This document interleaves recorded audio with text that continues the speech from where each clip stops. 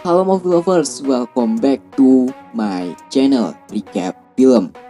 Nah, di video kali ini Rafa telah merecap sebuah film berjudul The Legend of the Condor Heroes The Dragon Tamer.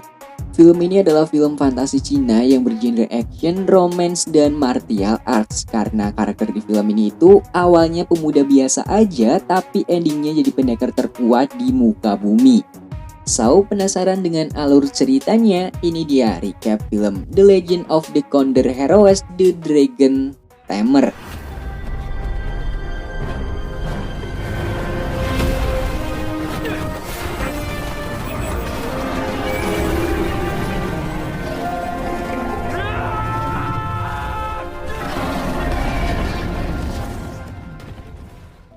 Film diawali dengan sebuah narasi yang menjelaskan tentang pertarungan 5 master terkuat di muka bumi. 5 master itu bertempur memperebutkan sebuah kitab legend bernama Kitab 9 Yin. Pertarungan itu berlangsung hingga 7 hari 7 malam dan akhirnya dimenangkan oleh seorang pendekar bernama Wan Chaoyang. Namun di lain pihak, ternyata salah satu master bernama Ouyang Feng tidak mau menerima kekalahannya. Ia selalu berniat ingin merebut kitab itu dengan berbagai cara hingga akhirnya kitab itu kini disegel dan menghilang entah kemana.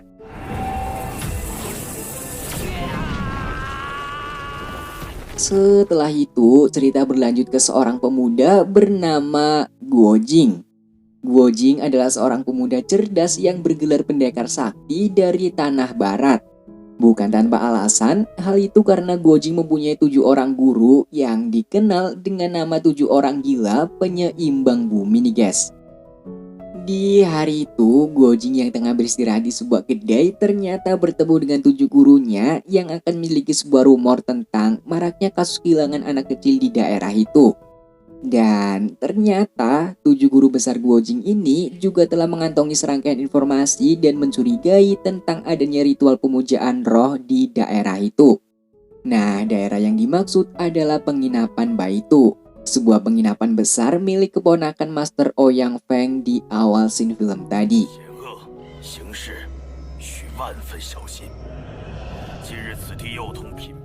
Di siang harinya, saat Guo Jing mampir di sebuah warung makan, ia bertemu dengan seorang gelandangan tua bernama Hong Qi Hong dan 2 orang gadis bercadar yang biasa aja. Karena yang cantik itu yang pakai kerudung ya kan. Di situ Guo Jing yang berniat mentraktir gelandangan tua itu ternyata dibuat marah dengan tingkah kedua wanita itu yang agak nyeleneh. Manja-manja begitu tapi ternyata punya niatan jahat nih guys. Untungnya Guo Jing yang begitu peka berhasil menghindar dan diselamatkan oleh seorang gadis bernama Hua. Gadis yang nampaknya biasa aja tapi sebenarnya Hua ini adalah seorang putri nih guys. Guo Jing yang merasa berhutang nyawa karena telah diselamatkan oleh Hua akhirnya mentraktirnya dengan makan makanan yang banyak banget.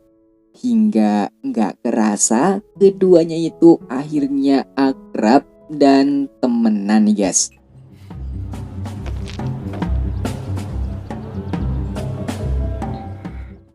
Setelah selesai makan, Guo Jing yang berniat mengantar Hua pulang lagi-lagi melihat 2 gadis bercadar sebelumnya yang dikejar-kejar warga akibat mencuri seorang bayi. Guo Jing pun langsung bertindak tapi sayangnya 2 wanita itu berhasil lolos. Jadi ternyata rumor tentang hilangnya banyak bayi itu emang benar-benar ada dan 2 wanita itu adalah pencurinya nih guys. Nah, terus bayinya buat apa, Min? Ya, jadi bayinya itu digunakan untuk ritual pemujaan roh oleh Master Ouyang Feng dan keponakannya.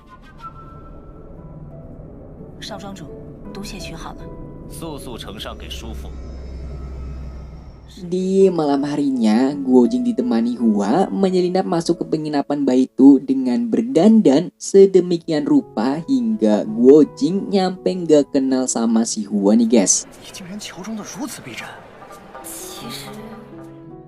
Dengan penuh pertimbangan dan berhati-hati, keduanya itu berhasil menemukan ruangan rahasia yang dijaga oleh para prajurit.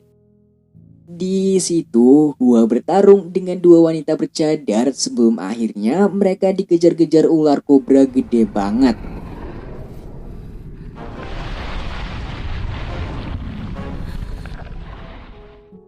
Singkat cerita, ketika Guojing dan Hua hendak melarikan diri, datanglah 7 guru besar Guojing yang berniat untuk mengungkap semua fakta dan menyuruh keponakan Ouyang Feng itu untuk mengakui bahwa rumor hilangnya banyak anak kecil di tempat itu adalah perbuatan jahatnya.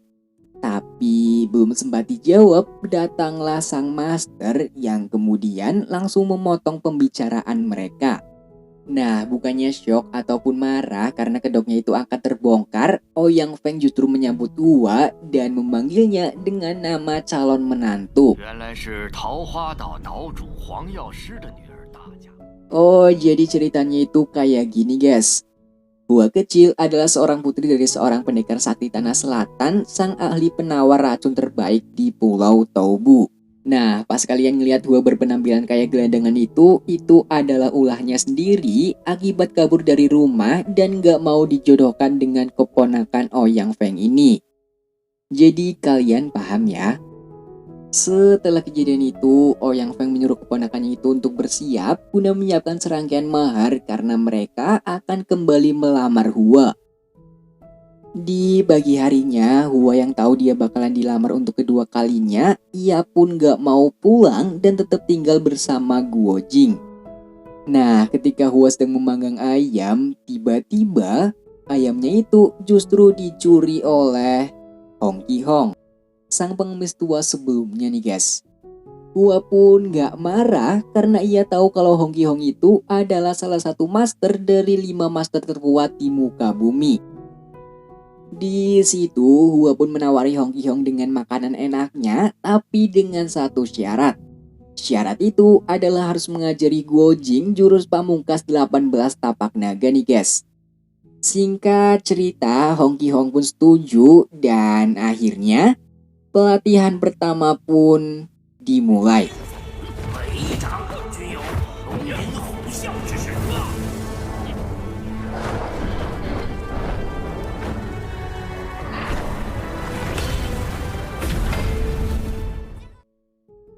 Beberapa minggu kemudian, berkat tekad dan kecerdasannya, Guojing mampu menyerap pelatihan itu dengan sangat sempurna. Tapi sayangnya, guru besar Hong Ki-hong hanya mau mengajarinya sampai ke tahap 15 aja. Yang berarti Guojing hanya menguasai jurus 15 tapak naga dan masih kurang 3 nih guys. Lah, kok kenapa? Tenang aja, nanti kita bakalan bedah secara detail guys. Oh iya, kalau kalian nanya kenapa kok Hua rela masak tiap hari hanya agar Hong Ki-hong mau mengajari Guojing jurus 18 tapak naga itu, nah alasannya itu karena Hua ini diam-diam suka sama Guojing nih guys. Terus kalau suka kenapa harus belajar jurus 18 tapak naga bang? Iya, jadi jurusnya itu awalnya buat meyakinkan ayahnya Hua nanti kalau Guojing adalah pendekar yang kuat, tapi endingnya nggak begitu. Singkat cerita, hari yang ditunggu-tunggu pun tiba dan Hua mengajak Guojing pulang ke rumahnya di Pulau Toubu. Nah, sebelum sampai, Hua menjelaskan di Pulau Toubu itu dipenuhi ilusi bagi orang-orang asing. Dan bila tenaga dalam Guojing tak kuat menahannya, maka ia juga akan terperangkap dalam ilusi itu. Beberapa saat kemudian, tiba-tiba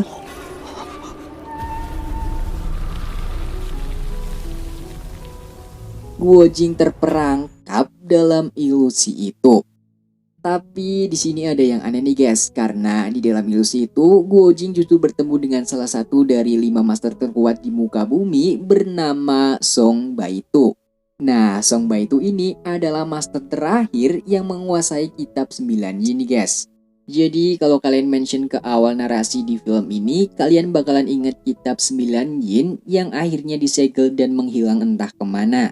Sejujurnya, kitab itu dibawa oleh Song Baitu dan disembunyikan di Pulau Toubu ini nih guys. Di situ Song Baitu mengatakan Bila Guojing ingin terbebas dari ilusi ini, maka Guojing harus menghafalkan satu kitab mantra penakluk ilusi. Mendengar hal itu tanpa pikir panjang, Guojing pun langsung menghafalkannya nih guys. Beberapa hari kemudian, Guojing yang sangat cerdas berhasil menghafalkan semua mantra penakluk ilusi. Master Songba itu pun merasa kagum dan setelah itu, ketika Guojing berniat mengunjungi kediaman Hua, ternyata di sana udah ada Ouyang Feng dan keponakannya yang berniat untuk melamar Hua. Nah, karena ada dua orang yang mau ngelamar, ayah Hua pun jadi bingung dan untuk menentukannya,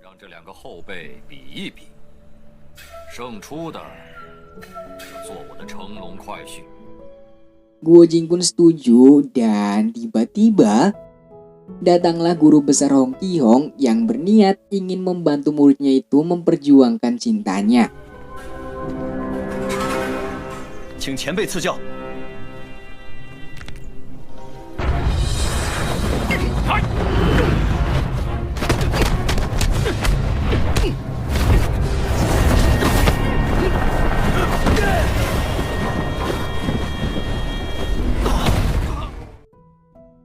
Dan duel pertama itu dianggap seri karena Guojing dan keponakan Ouyang Feng keluar arena bersama. Tapi karena harus ada pemenangnya, akhirnya ayah Hua pun menyuruh dua calon mantunya itu untuk menghafalkan selembaran mantra doa, dan yang paling cepat hafal dialah yang bakalan menang. Beberapa saat kemudian, waktu pengetesan pun tiba dan pemenangnya adalah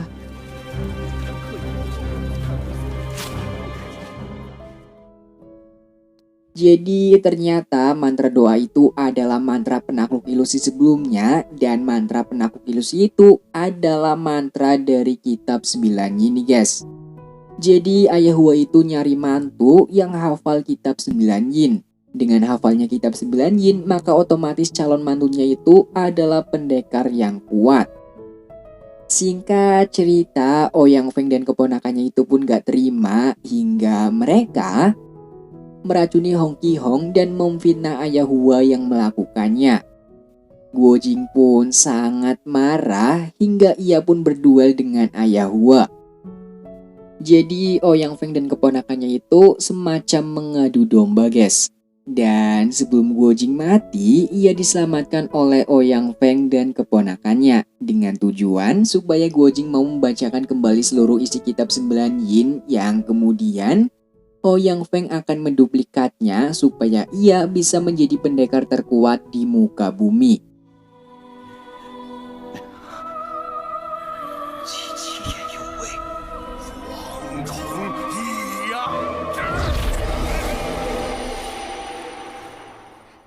Beberapa hari kemudian, setelah pingsan selama 7 hari 7 malam, Guojing pun kini telah siuman. Dan ia kembali bertekad untuk mengalahkan Ouyang Feng yang telah menguasai kitab 9 yin. Mendengar hal itu, secara tak terduga, muncullah guru besar Hong Qihong yang akan mengajari 3 jurus tapak naga terakhir sebagai jurus pamungkas nih guys. Di hari-hari itu, Guojing terus berlatih tanpa henti siang dan malam hingga waktu yang telah ditentukan pun akhirnya datang. Guru besar Hong Qihong membawa Guojing ke sebuah gunung untuk berduel dengan Ouyang Feng. Di sana, Ouyang Feng pun datang tepat waktu dan keduanya pun saling berduel nih guys.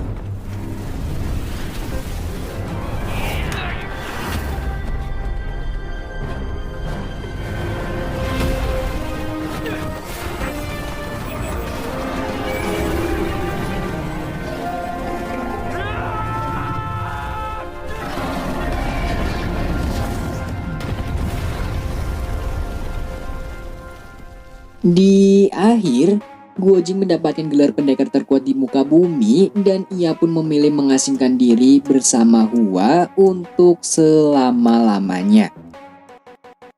So, jadi itulah recap film The Legend of the Condor Heroes The Dragon Tamer. Terima kasih telah menonton dan see you di next video.